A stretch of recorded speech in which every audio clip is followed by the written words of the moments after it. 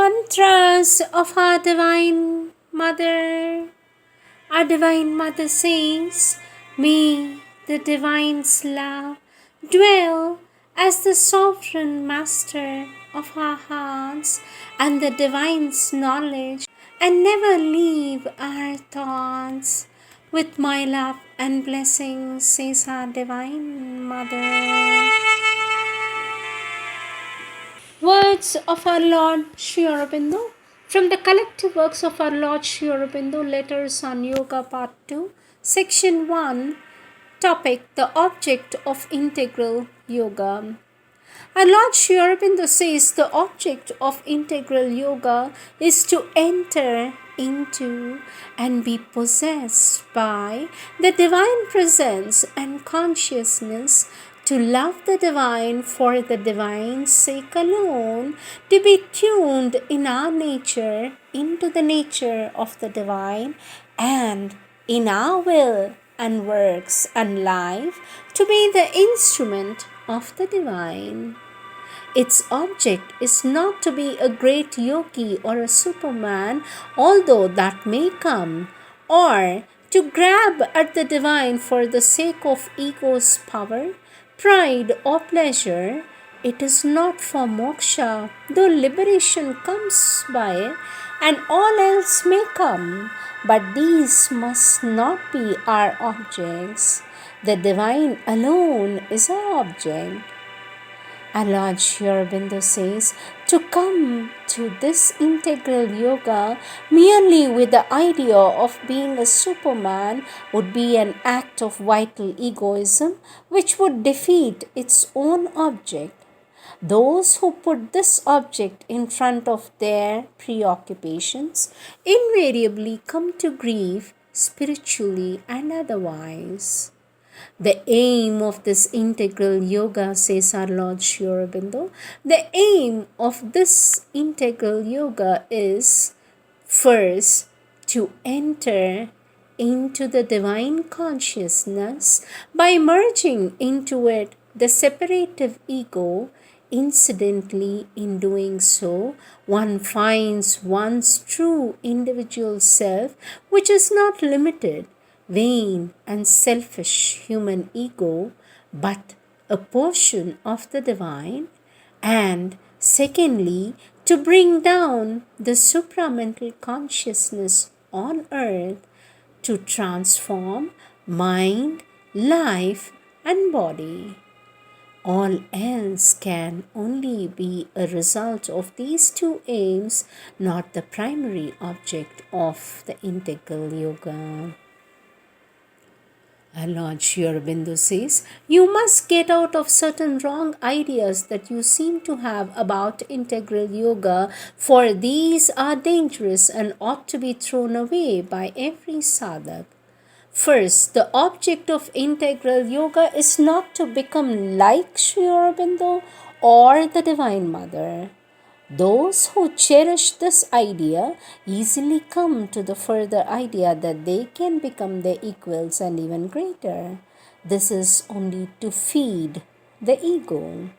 Second, the object of integral yoga is not to get power or to be more powerful than others or to have great siddhis or to do great or wonderful or miraculous things. Third, the object of integral yoga is not to be a great yogi or superman. This is an egoistic way of taking the yoga and can lead to no good. Avoid it altogether. Fourth, to talk about the supramental and think of bringing it down in yourself is the most dangerous of all. It may bring an entire megalomania and loss of balance. What the sadhak has to seek is the full opening to the divine, the psychic change of his consciousness, the spiritual change. Of that change, consciousness, selfishness, desirelessness, humility, bhakti, surrender, calm, equality, peace, quiet, sincerity are necessary constituents. Until he has the psychic and spiritual change, to think of being supramental is an absurdity and an arrogant absurdity. All these egoistic ideas, if indulged, can only aggrandize the ego, spoil the sadhana, and lead to serious spiritual dangers. They should be rejected altogether, says our Lord Sri Aurobindo. Our Lord says, of course, you can do yoga without being great. There is no need of being great. On the contrary, humility is the first necessity, for one who has ego and pride cannot realize the highest. Our Lord Sri Aurobindo says, as for the book itself, I am unfortunately ignorant of the Telugu language and cannot read the original, but from the account given in English, I have formed some idea of the substance. I gather that it is in the main a statement and justification of Purna Yoga and of my message. I believe you have rightly stated that the two main elements of it, the first, the acceptance of the world as a manifestation of the divine power, not its rejection as a mistake or an illusion. Secondly, the character of this manifestation as a spiritual evolution with yoga as a means for the transformation of the mind, life, and body into instruments of a spiritual and supramental perfection. The universe is not only a material but a spiritual fact. Life not only a play of forces or a mental experience but a field for the evolution of the concealed spirit. Human life will receive its fulfillment and transformation into something beyond itself only when this truth is seized and made the motive force of our existence and the means of its effective realization discovered. The means of realization is to be found in an integral yoga, a union in all parts of your being with the divine, of all their now jarring elements into the harmony of a higher divine consciousness and existence, says our Lord Sri Aurobindo.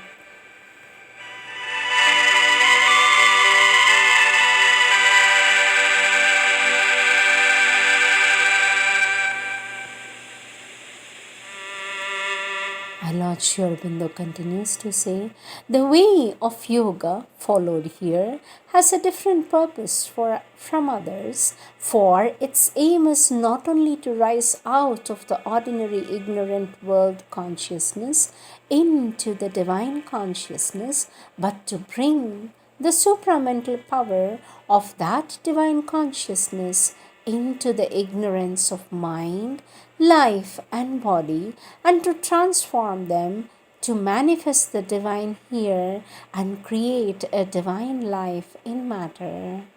This is an exceedingly difficult aim and difficult yoga.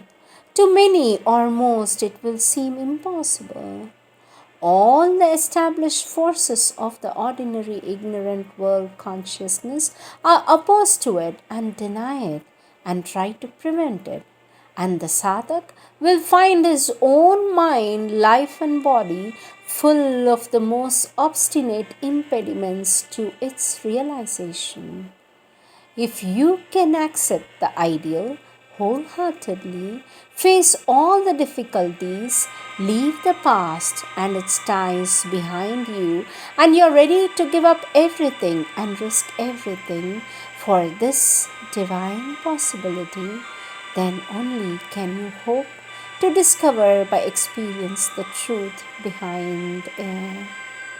Our Lord Sri Aurobindo says, the sadhana of this integral yoga does not proceed through any set of mental teaching or a prescribed form of meditation, mantra or others, but by aspiration, by a self-concentration inwards or upwards, by self-opening to an influence to the divine power above us and its workings, to the divine presence in the heart, and by the rejection of all that is foreign to these things.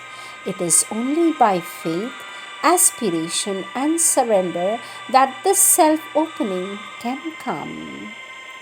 Our Lord Sri Aurobindo continues to say, you have apparently a call and may be fit for yoga, but there are different paths and each has a different aim and end before it. It is common to all the paths to conquer the desires, put aside the ordinary relations of life, and try to pass from uncertainty to everlasting certitude. One may also try to conquer dreams, sleep, thirst, hunger, etc. But it is no part of my integral yoga, says our Lord Sri Aurobindo. It is no part of my integral yoga to have nothing to do with the world or with life, or to remove the senses or kill them or entirely inhibit the action. It is the object of my integral yoga to transform life by bringing down into it the light, power, and bliss of the divine truth and its dynamic certitudes. This yoga is not a yoga of world shunning asceticism, but of divine life.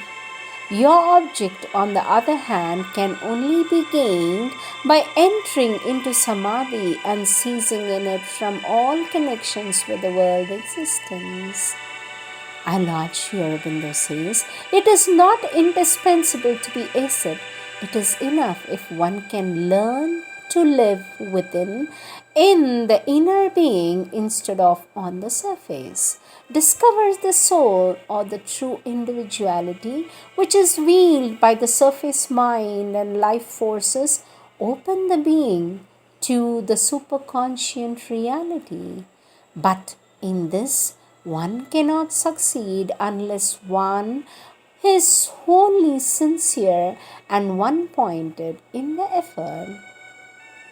As to the second question, participation in Sri Aurobindo's mission depends on capacity to do a difficult yoga or on a call to devote oneself to that ideal without thought of the claims of the ego or the vital desires. Otherwise, it is better not to think of it, says our Lord Sri Aurobindo. Yes, unless the external nature is transformed, one may go as high as possible and have the largest experiences, but the external mind remains an instrument of ignorance. It is always possible to have realization of a kind on the mental spiritual plane, even if the vital is still impure. There is a sort of separation of the mental Purusha and Prakriti which results in a knowledge that has no transforming effect on the life.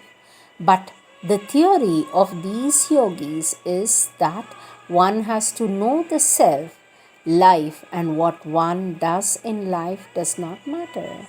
Have you not read of the yogi who came with his concubine and Ramakrishna asked him, "Why do you live like that?" He answered, "All is Maya, so it does not matter what I do so long as I know the Brahman." "It is true," Ramakrishna replied.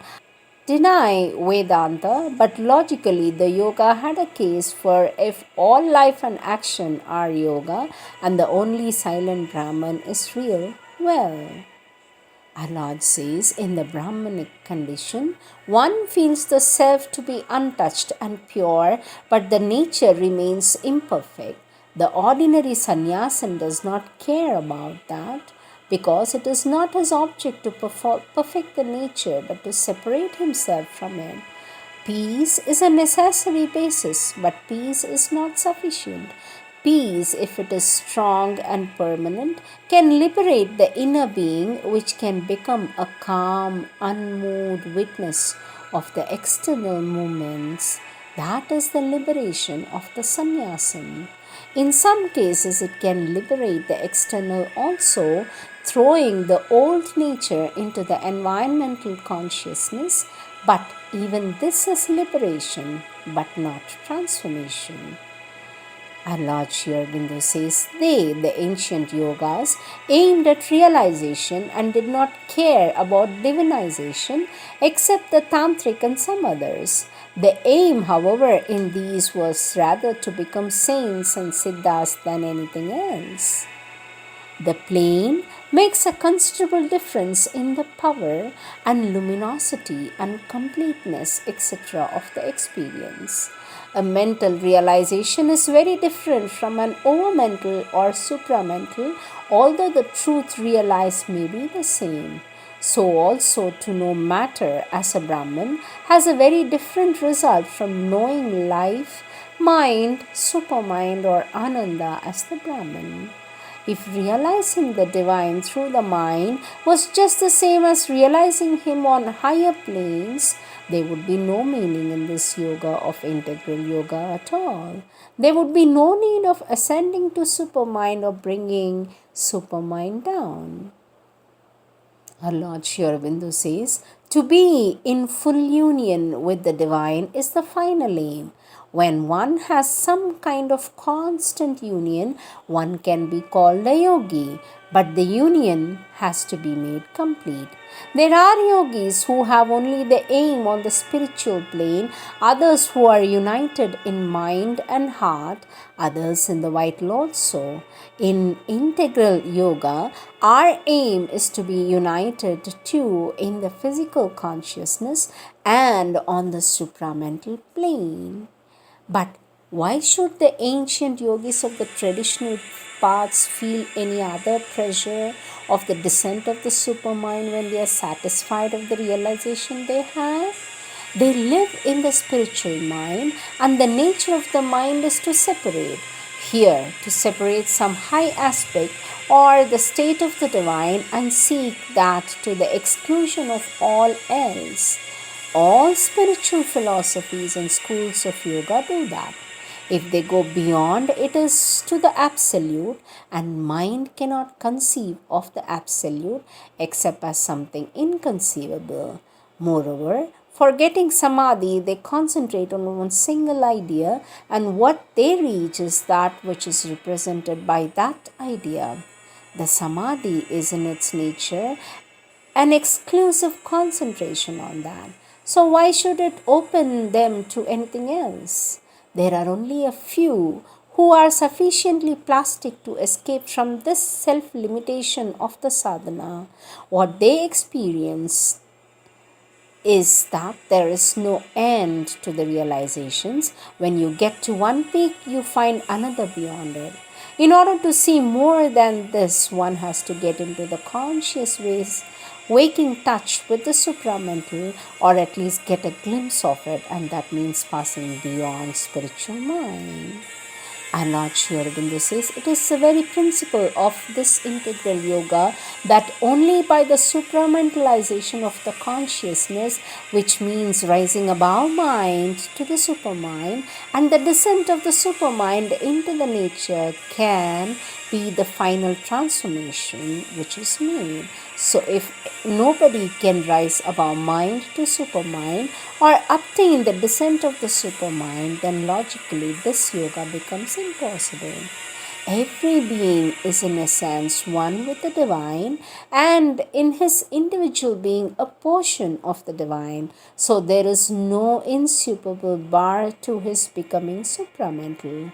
It is no doubt impossible for a human nature being mental in its basis to overcome the ignorance and rise to or obtain the descent of the supermind by its own unaided effort, but by surrender to the divine it can be done. One brings it down to the earth nature through his own consciousness, so opens the way for the others, but the change has to be repeated in each consciousness to become individually effective. Our Lord says the aim of integral yoga is to open the consciousness to the divine and to live in the inner consciousness more and more while acting from it on the external life, to bring the inmost psychic into the front, and by the power of the psychic to purify and change the being so that it may become ready for transformation and be in union with the divine knowledge, will, and love. Secondly, to develop the yogic consciousness, that is, to universalize the being in all the planes, become aware of the cosmic being and cosmic forces, and be in union with the divine on all the planes up to the overmind. Thirdly, to come into contact with the transcendent divine beyond our mind through the supramental consciousness, supramentalize the consciousness and the nature, make oneself an instrument for the realization of the divine truth, the dynamic divine truth, and its transforming descent into the earth nature. Will continue.